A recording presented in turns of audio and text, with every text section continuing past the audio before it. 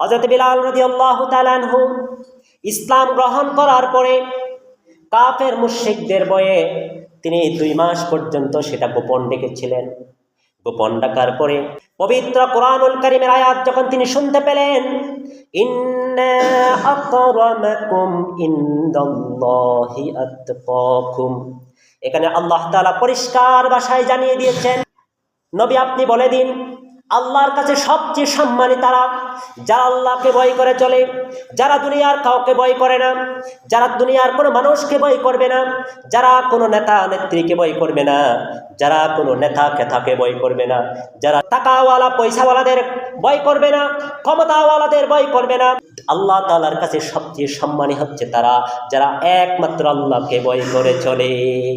এই কথা যখন হযরত বিলাল রাদিয়াল্লাহু তাআলা আনহু যখন শুনতে পেলেন, এই কথা যখন তিনি শুনতে পেলেন, এই কোরআনুল কারীমের আয়াত যখন তিনি শুনতে পেলেন, তিনি চিন্তা করলেন, হায় রে, এই কথা যদি আমি গোপন রাখি, 2 মাস হয়ে গেল আমি ইসলাম গ্রহণ করেছি, এখনো পর্যন্ত কেউ জানে না, এখনো পর্যন্ত কেউ বুঝতে পারলো না আমি যে ইসলাম গ্রহণ করেছি, এখানে কেউ জানে না।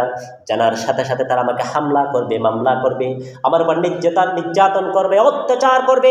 এই বই যে আমি গোপন রেখেছি, এটা যদি আমি গোপন রাখি, কিন্তু আল্লাহ পাক রব্বুল আলামিন বললেন কাউকে তো ভয় করা যাবে না, একজনকে ভয় করতে হবে, তিনি হচ্ছেন আল্লাহ। এই জন্য এটা যদি আমি গোপন রাখি, তাহলে আমার ঈমান থাকবে না, আমি তো বেঈমান হয়ে যাব।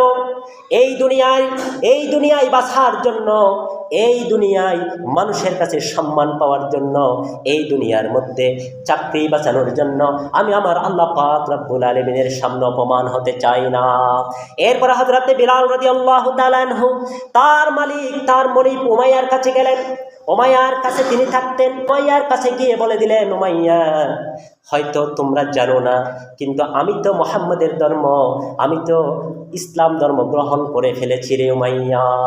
উমাইয়া শোনার সাথে সাথে হযরত বিলাল রাদিয়াল্লাহু তাআলা আনহুকে ধাক্কা দিয়ে বললেন, বিলাল, তুমি কেন এই কাজ করেছ?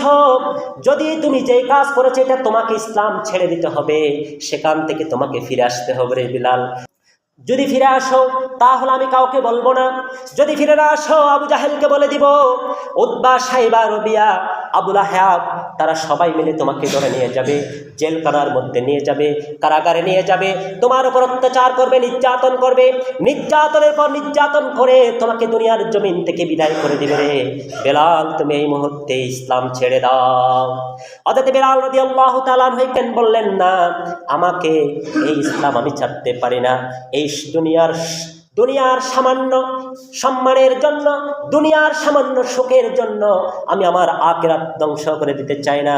আমি আল্লাহ পাক রব্বুল আলামিনের সামনে গিয়ে অপমানিত হতে চাই না।